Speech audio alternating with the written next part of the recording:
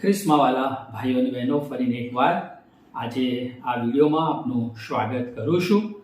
આપણે બે વિડીયો જોઈશું, આજનો અને પછીનો. ખાસ કરીને શું તમે પ્રભુ ઈસુ ખ્રિસ્તના શિષ્ય છો એ સંબંધી આપણે પ્રભુના વચનોમાંથી શિક્ષણ મેળવવા માંગીએ છીએ. મિત્રો, આપણે સૌ જાણીએ છીએ કે ખ્રિસ્તનો મહાન આદેશ અથવા આજ્ઞા અથવા ફરમાન એ આપણને માથીની લખેલી સુવાર્તા એનો 28મો અધ્યાય એના 18 થી 20 વચનોમાં જોવા મળે છે. એમાં આપણને 3 મહાન સત્યો જોવા મળે છે. પહેલો છે કે પ્રભુ ઈસુ ખ્રિસ્તને આ પૃથ્વી પર સર્વ અધિકાર છે. બીજું આપણને જે કહેવામાં આવ્યું છે કે પ્રભુ ઈસુનું જે શિક્ષણ હતું એનું પદ્ધતિસરનું શિક્ષણ આપણે બીજાઓને આપવું. અને ત્રીજું, પ્રભુ ઈસુના સાચા શિષ્યો લોકોને બનાવવાના. એ માટે જગતમાં જવું પડે અને લોકોને પ્રભુ ઈસુ ખ્રિસ્તના શિક્ષણથી શું માહિતગાર કરવા પડે. મિત્રો, જ્યારે આપણે શિષ્યની વાત કરીએ છીએ ત્યારે એનો ગુરુ પણ હોવો જોઈએ. એટલે શિષ્યની વાત કરીએ તો એક બીજો શબ્દ ગુરુ આપણને યાદ આવે. અને શિષ્યનો ગુરુ બીજો કોઈ નહીં. અહીંયા જે શિષ્યની વાત કરી છે બીજો કોઈ ગુરુ નહીં, પણ એનો ગુરુ એ પ્રભુ ઈસુ ખ્રિસ્ત હોવા જોઈએ.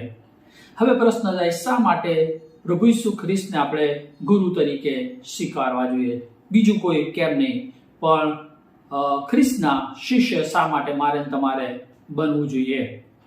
તો ખ્રિસ્તના શિષ્ય બનવાનો મુખ્ય હેતુ ખ્રિસ્તને માટે લોકોને સુવાર્તા આપવાનો છે. માટે શિષ્યનો ગુરુ એ પ્રભુ ઈસુ ખ્રિસ્ત હોવા જોઈએ. આપણે આપણા નહીં પણ પ્રભુ ઈસુ ખ્રિસ્તના શિષ્યો બનાવવાના છે. જે લોકો નરભણી અથવા નાશમાં જઈ રહ્યા છે તે લોકોને પ્રભુ ઈસુ ખ્રિસ્તની વાત કરીને તેઓને પ્રભુ ઈસુ ખ્રિસ્તના શિષ્ય બનાવવાના છે અને સ્વર્ગીય વારસાના એ લોકોને ભાગીદાર બનાવવાના છે. શું મિત્રો, તમે પ્રભુ ઈસુ ખ્રિસ્તના શિષ્ય છો? જો છો તો જ આપણે બીજાઓને પણ પ્રભુ ઈસુ ખ્રિસ્તના શિષ્યો બનાવી શકીએ.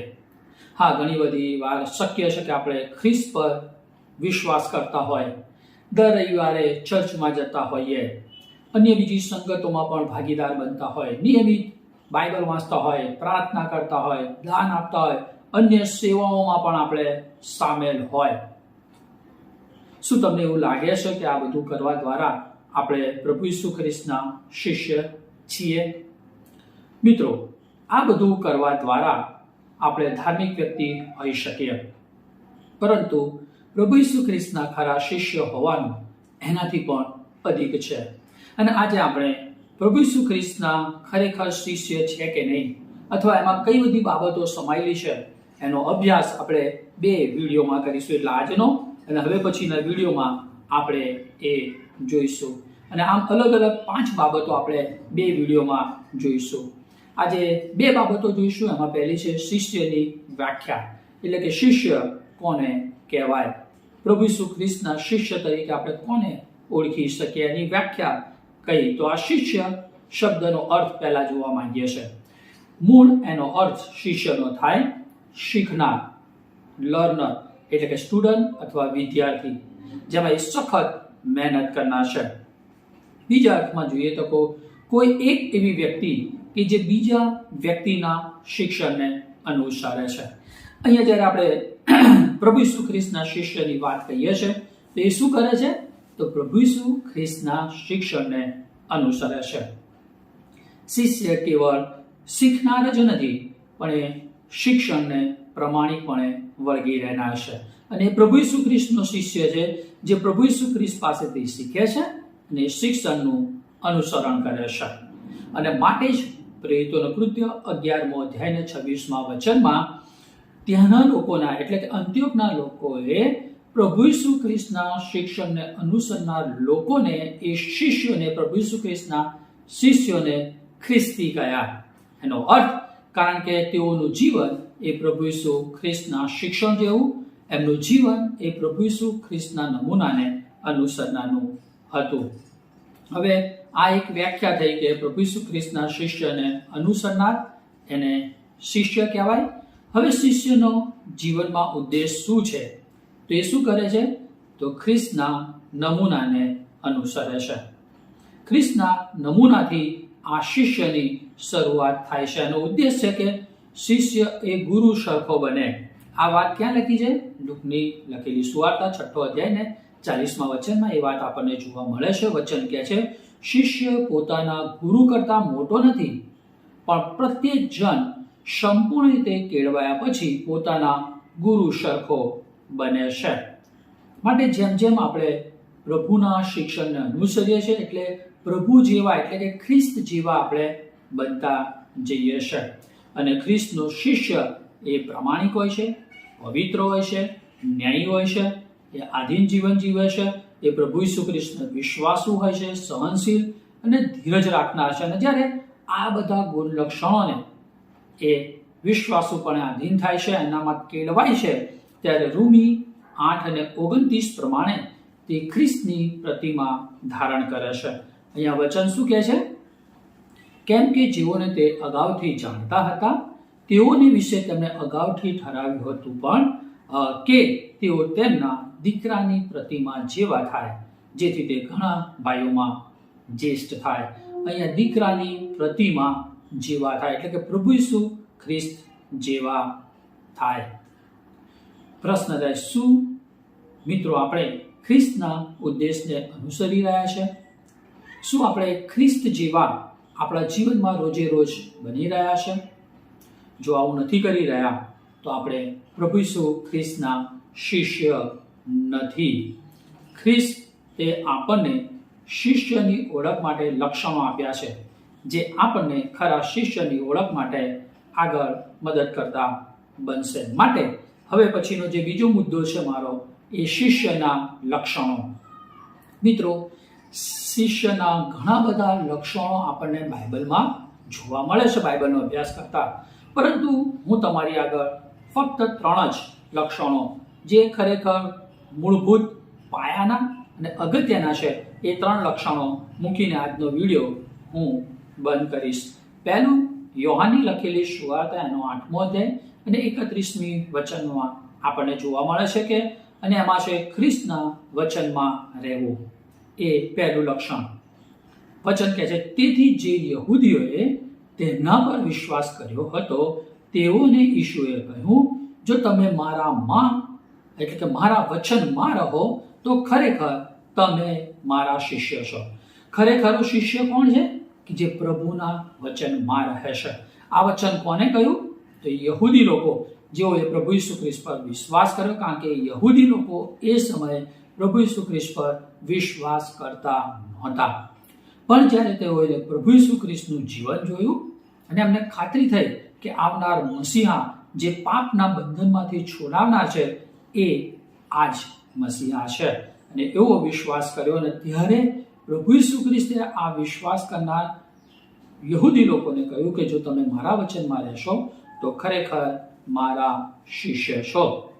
એટલે સાચા અને ખંતીલા વિદ્યાર્થી અથવા શિક્ષક તરીકે આપણે ખ્રિસ્તના શિક્ષણને અમલમાં મૂકવું જોઈએ, તો આપણે ખરેખર પ્રભુના શિષ્યો છે. મિત્રો, જીવનના દરેક ક્ષેત્રોમાં કોઈ પણ જાતનો વિચાર કર્યા વિના બિનશરતી રીતે આપણે પ્રભુ ઈસુ ખ્રિસ્તના વચનને શિક્ષણને આધીન રહેવાનું છે. માટે યાકૂબ 1:22માં પણ લખ્યું છે એ પ્રમાણે કે તમે કેવળ વચનના પાડનારા સાંભળનારા નહીં, પણ શું કરો? એ સાંભળીને અને ખરેખર પાડનારા બનો. માથી 7મો અધ્યાય 21-27 વચનોમાં પણ આપણે એ બાબતને જોઈ શકીએ છીએ, કારણ કે પ્રભુએ ત્યાં ડાયા અને મૂર્ખ માણસની ઉપમા આપવામાં આવી. મૂર્ખ એ હતો કે જેણે સાંભળ્યું પણ એણે પાડ્યું નહીં, પણ ડાયો માણસ એ હતો કે જેણે સાંભળ્યું અને એ પ્રમાણે કર્યું. માટે શિષ્ય એ છે કે જે પ્રભુનું વચન રોજે રોજ વાંચે છે, અભ્યાસ કરે છે, એનો અભ્યાસ કર્યા પછી મનન કર્યા પછી એને પોતાના જીવનમાં ઉતારે છે. એ પહેલું લક્ષણ. બીજું છે કે વિશ્વાસી જે બીજા ભાઈઓ છે એને પણ પ્રેમ કરે છે. યોહાનની લખેલી સુવાર્તા 13મો અધ્યાય 34 અને 35મું વચન આ પ્રમાણે કહે છે, હું તમને નવી આજ્ઞા આપું છું. કેવી નવી આજ્ઞા આપું છું? કે તમે એકબીજા પર પ્રેમ રાખો.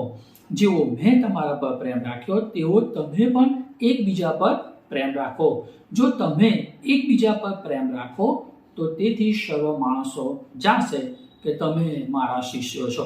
લોકો કઈ રીતે જાણી શકે કે આપણે પ્રભુના શિષ્યો છે? તો મંડળીમાં વિશ્વાસી ભાઈ બહેનો તરીકે આપણે એકબીજા પર દ્વેષ કરવાનું અથવા લડાઈ કરવાનું, ટંટો કરવાના બદલે આપણે એકબીજા પર પ્રેમ કરવાની જરૂર છે. આ પ્રભુની નવી આજ્ઞા છે. એ મારા અને તમારા માટે છે કે આપણે મંડળી તરીકે, પ્રભુના લોક તરીકે એકબીજા પર પ્રેમ કરીએ. કેવો પ્રેમ? જેવો પ્રભુએ કર્યો, જે વધસ્તંભ પર નિસ્વાર્થ બલિદાનયુક્ત પ્રેમ કર્યો, જેમાં આપવાની વાત હતી, ભલું કરવાની વાત હતી બીજાની. અને એ જ રીતે શિષ્યો તરીકે આપણે એકબીજા પર પ્રેમ કરીએ. અને જો એ રીતે પ્રેમ કરીશું તો શું બનશે? કે લોકો એટલે જગત જાણશે કે આપણે પ્રભુના બાળકો છે. અને એ દ્વારા આપણે શિષ્ય તરીકેની ઓળખ બીજાઓને આપીને બીજાઓને પણ પ્રભુના શિષ્ય બનાવી શકીશું. ત્રીજું અને છેલ્લું, યોહાનની લખેલી સુવાર્તા 15મો અધ્યાય 8મું વચન, એ બહુ ઘણા ફળ આપનાર તરીકે આપણે પ્રભુની સાક્ષી બીજાઓને આપી શકીએ. વચન કહે છે, તમે બહુ ફળ આપો, એમાં મારા પિતાને મહિમા મળે છે અને એથી તમે મારા શિષ્ય થશો. જો પ્રભુના શિષ્ય થવું છે અને એ ઓળખ બીજાઓને આપવી છે, સાચા અર્થમાં પ્રભુના બાળકો બનવું છે, તો આપણે બહુ ફળ આપવાના છે. અને યોહાનની લખેલી સુવાર્તા 17 અને 4માં પ્રભુ ઈસુ ખ્રિસ્ત પણ પોતે કહે છે કે પ્રભુ પિતા, તમે જે મને કામ સોંપ્યું છે એ પૂરું કરીને આ પૃથ્વી પર મેં તમને મહિમાવાન કર્યા છે. અને મિત્રો, પ્રભુના શિષ્ય તરીકે મને તમને જે કામ સોંપવામાં આવ્યું છે અને એ તો છે પ્રભુ ઈસુની વાત બીજાઓને કહેવી, મુખ દ્વારા, પ્રેમ દ્વારા અને આપણા જીવન દ્વારા.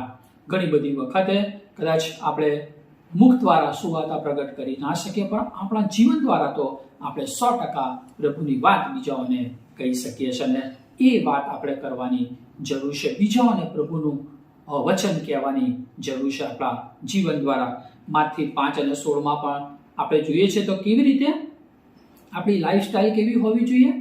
તો કે છે, તમે તમારું અજવાળું લોકોની આગળ એવું પ્રકાશવા દો કે તેઓ તમારી સારી કરણીઓ જોઈને આકાશમાંના તમારા પિતાની સ્તુતિ કરે. મિત્રો, જીવન બહુ બધું કહી જાય છે અને માટે આપણું જીવન એ પ્રભુને મહિમા આપનારું હોવું જોઈએ. આપણા કાર્યો એવા હોવા જોઈએ કે લોકો આપણું જીવન જોઈને શીખે અને તેઓ ઈશ્વરની સ્તુતિ અને આરાધના કરી શકે. અને મિત્રો, આપણી લાઈફસ્ટાઈલ એ પ્રભુ ઈસુ ખ્રિસ્ત જેવી હોવી જોઈએ. બીજા કોઈનું અથવા જગતનું અનુકરણ નહીં, પણ પ્રભુ ઈસુ ખ્રિસ્તનું અનુકરણ હોવું જોઈએ. ફળ શું આપે છે? તો ફળ એ આનંદ આપે છે.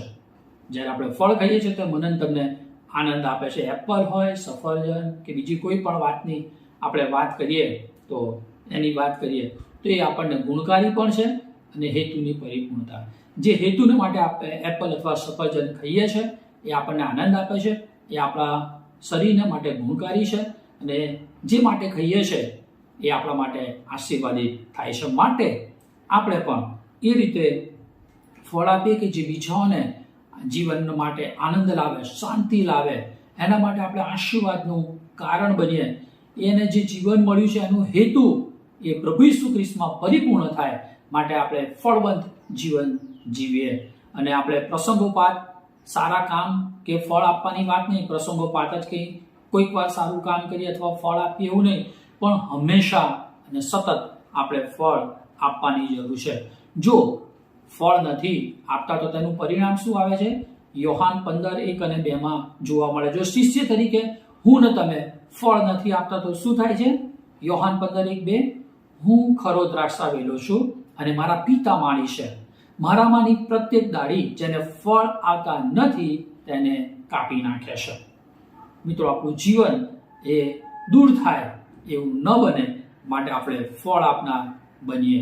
ફળ નથી આપતા તો આપણને નાખી દેવામાં આવે છે, નાશ થાય છે. પરંતુ જે ફળ આવે છે એને વધારે શુદ્ધ કરે છે અને વધારે ફળવંત બને માટે પ્રભુ આપણો ઉપયોગ કરે છે. મિત્રો, ખ્રિસ્તના શિષ્ય હોવું એ મંડળીના સભ્ય હોવું એટલું જ નથી, પણ એનાથી વિશેષ છે કે આપણે ફળવંત બનીએ, બીજાઓને નમૂનો આપીએ, બીજાઓને પ્રભુની પાસે લાવીએ, સાચા અર્થમાં ખ્રિસ્તી જીવન જીવીએ. મિત્રો, સાચો શિષ્ય સમર્પિત તેમજ ખાસ કરીને એ પ્રભુના વચનોનું અક્ષરશઃ પાલન કરે છે, તે બીજાઓ પર પ્રેમ કરે છે અને પ્રભુને માટે ફળવત બને છે. શું મિત્રો, તમારા જીવનમાં આ બધા લક્ષણો કેળવાયેલા છે? જો કેળવાયેલા છે તો તમે સાચા અર્થમાં પ્રભુના શિષ્ય છો. પ્રભુની સ્તુતિ ગાઓ. Thank you very much.